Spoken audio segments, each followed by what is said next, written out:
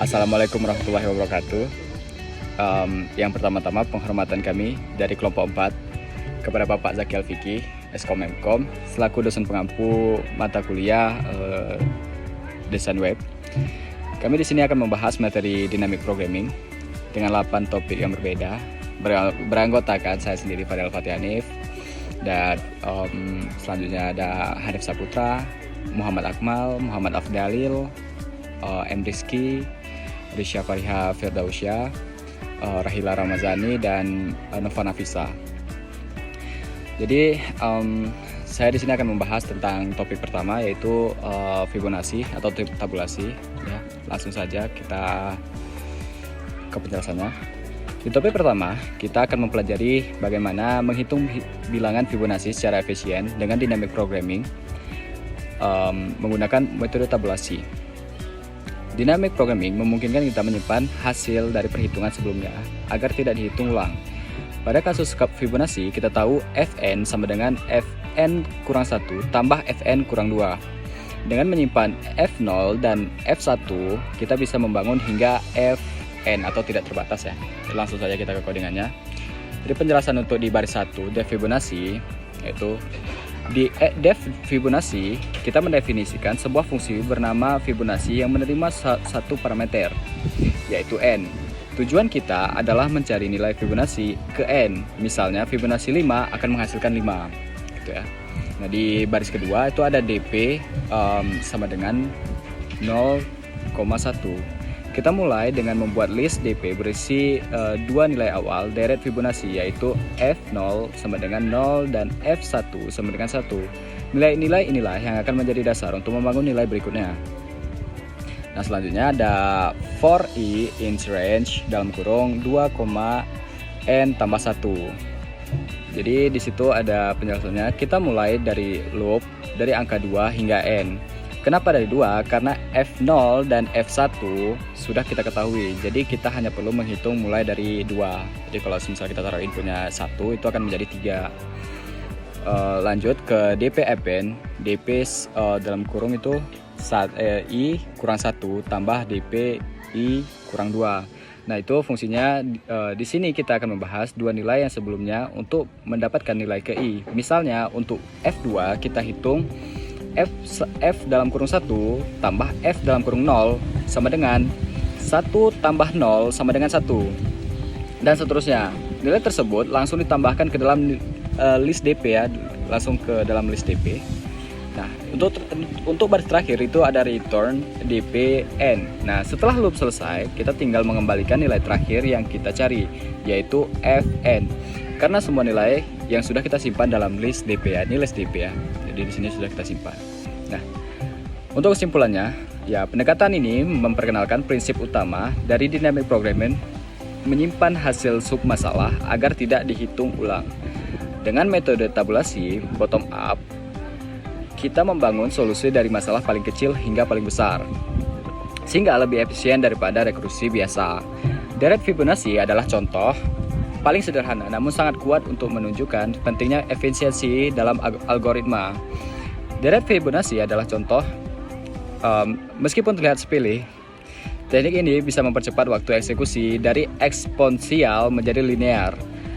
Dan ini adalah langkah awal untuk memahami kekuatan dynamic programming. Oke, mungkin cukup sekian dari topik pembahasan saya, Fadil Fatih Hanif, dan selanjutnya akan dilanjutkan ke topik kedua, yaitu memorisasi dan tabulasi dengan teman saya. Ya. Baik, assalamualaikum warahmatullahi wabarakatuh. Dengan saya Muhammad Akmal akan melanjutkan topik 2 dengan judul memorisasi dan tabulasi atau Fibonacci. Kita akan bandingkan dua teknik DP, memorisasi atau top down, dan tabulasi atau bottom up dalam menghitung Fibonacci. Untuk penjelasannya, memorisasi menyimpan hasil fungsi rekursif, tabulasi menghitung secara iteratif dari nilai dasar. Keduanya menyelesaikan submasalah yang sama, tapi pendekatannya berbeda. Selanjutnya kita lihat programnya. Untuk baris pertama, def Fibonacci.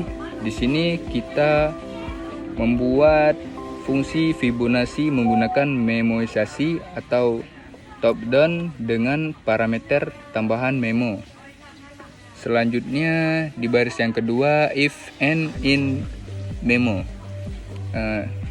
Jika nilai n sudah pernah dihitung sebelumnya, kita langsung kembalikan hasilnya dari memo tanpa menghitung ulang. Di baris yang ketiga,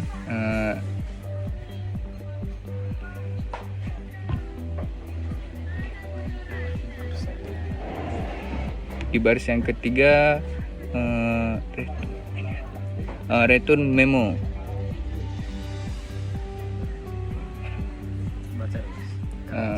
Jika nilai n sudah pernah dihitung sebelumnya, kita langsung kembalikan hasilnya dari memo tanpa menghitung ulang. Selanjutnya, if n lebih kecil sama dengan 1.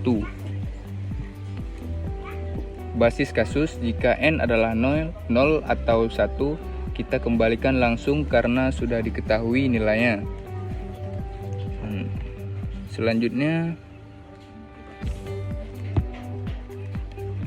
Selanjutnya memo n sama dengan fi. Kita hitung f dalam kurung n kurang 1 dan f dalam kurung n kurang 2 secara rekursif, lalu simpan hasilnya dalam dictionary memo.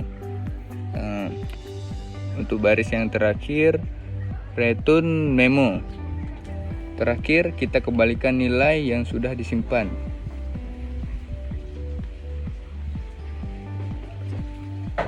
Selanjutnya, langsung kesimpulan, memoisasi adalah teknik top down. Kita memulai dari masalah besar dan pecah menjadi sub masalah lebih kecil.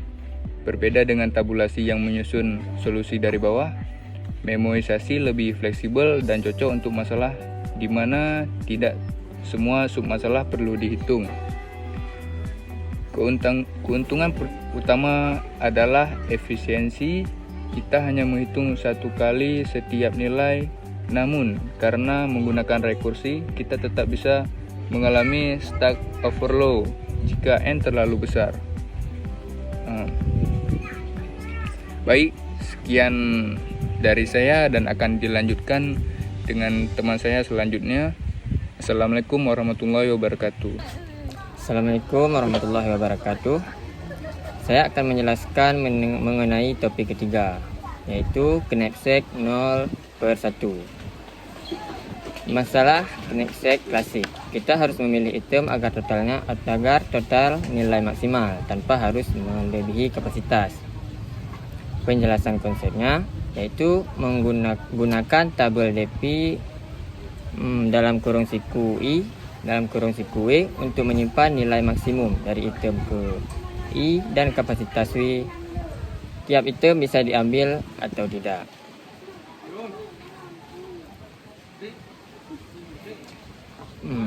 Yaitu penjelasan baris pertama dan kedua, yaitu untuk inisialisasi variabel. Baris ketiga yaitu untuk membuat tabel DP.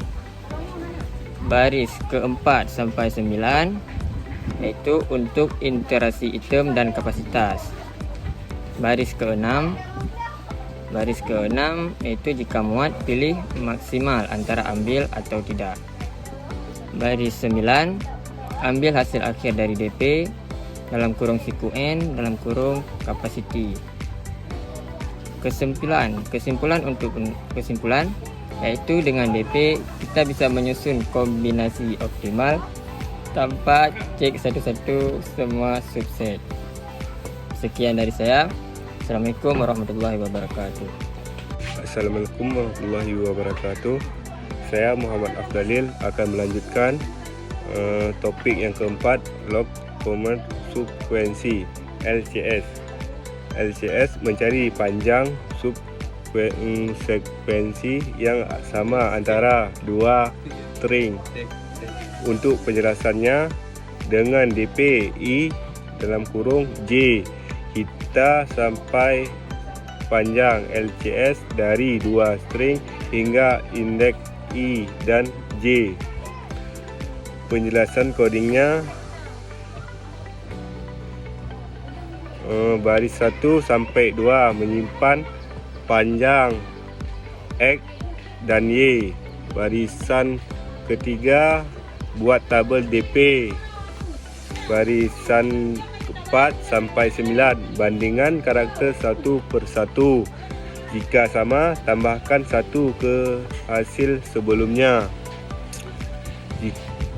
Jika beda, ambil nilai maksimal antara kiri atau atas. Untuk kesimpulannya, LCS banyak digunakan di files div, DNA, sekuensi hingga editor tag. Sekian dari saya. Assalamualaikum warahmatullahi wabarakatuh. Assalamualaikum warahmatullahi wabarakatuh. Saya Nafa Nafisa akan menjelaskan tentang koin Sheng, jumlah kombinasi. Berapa banyak cara untuk menyusun jumlah tertentu dari koin yang tersedia. Jumlah DPI sebagai jumlah cara membentuk angka I tambah berdasarkan koin yang mungkin. Baik, langsung saja ke kode Python-nya. Untuk penjelasan kodenya, DP0 sama dengan I karena ada satu cara untuk membentuk 0, tidak pakai koin. Iterasi semua koin dan update semua I dari koin hingga amount. DPI tambah sama dengan DPI kurang koin, artinya tambahkan cara sebelumnya. Kesimpulannya, gunakan ini untuk menghitung variasi penyusunan uang dengan kombinasi. Sekian dari saya, Nafa Nafisa. Saya akhiri. Assalamualaikum warahmatullahi wabarakatuh. Assalamualaikum warahmatullahi wabarakatuh. Saya Rahila Ramadhani akan menjelaskan topik ke-6, edit dispense. Mengukur berapa langkah minimum untuk mengubah string A menjadi B. Penjelasan konsepnya, langkah, tambah, hapus, ganti, DP, kurung siku I, J, menyimpan jumlah minimum operasi untuk mengubah A ke B. Baik, langsung saja kita lanjut ke kode Python-nya.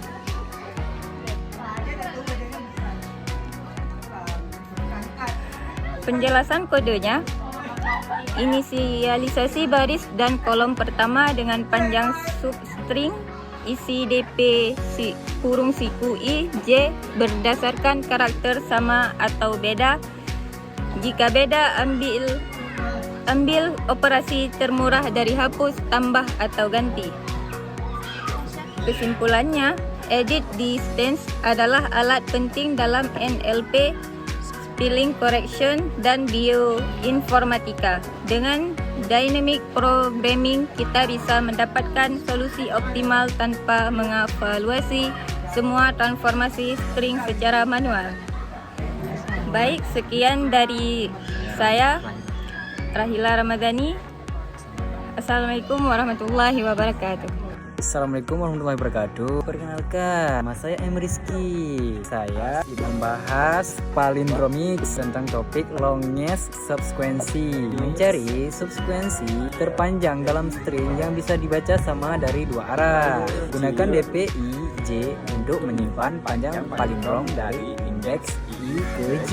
Atau langsung saja kita ke codingannya. Gunakan DPI J sama dengan 1, setiap satu huruf adalah palindrom. Jika S1 sama dengan SJ, maka kita bisa keluar palindrom di tengah. DPI tambah 1, J kurang 1 dengan 2 karakter. Jika tidak sama, ambil maksimum dari kedua pembikinan, lewat kiri atau kanan. Kesimpulan, palindrom bukan hanya tentang etika teks. Ini penting dari bidang genomik dan pola berulang. DP membantu mengidentifikasi struktur tersembunyi yang simetris dan kita bisa membangun jawaban optimal dari segmen kecil. Sekian dari saya. Wabillahi taufiq wal hidayah. Assalamualaikum warahmatullahi wabarakatuh. Assalamualaikum warahmatullahi wabarakatuh. Saya Risha Fariha Firdausya akan menyampaikan topik terakhir tentang dynamic programming dengan judul partition problem. Dapatkah kita membagi array menjadi 2 subset dengan jumlah yang sama? Penjelasannya yaitu jika total ganjil tidak bisa, jika genap cari subset yang jumlahnya setengah total dengan DP. Baik, langsung kita ke codingannya. Jika total tidak genap, langsung return false. Gunakan array boolean DP dalam kurung siku I untuk mengetahui apakah jumlah I bisa dibentuk. Untuk tiap angka, kita update dari belakang agar tidak menimpa nilai sebelumnya. Jika DP target true, maka bisa dibagi dua subset. Kesimpulannya yaitu partition problem adalah contoh klasik dari subset sum. Dengan dynamic programming, kita bisa memecahkan masalah pembagian sumber daya dan beban kerja secara optimal. DP bekerja bukan hanya untuk optimasi nilai, tetapi juga untuk menjawab pertanyaan apakah mungkin. Ini yang membuatnya luar biasa fleksibel. Baik, sekian penjelasan dari kelompok kami, kelompok 4, tentang dynamic programming. Assalamualaikum warahmatullahi wabarakatuh.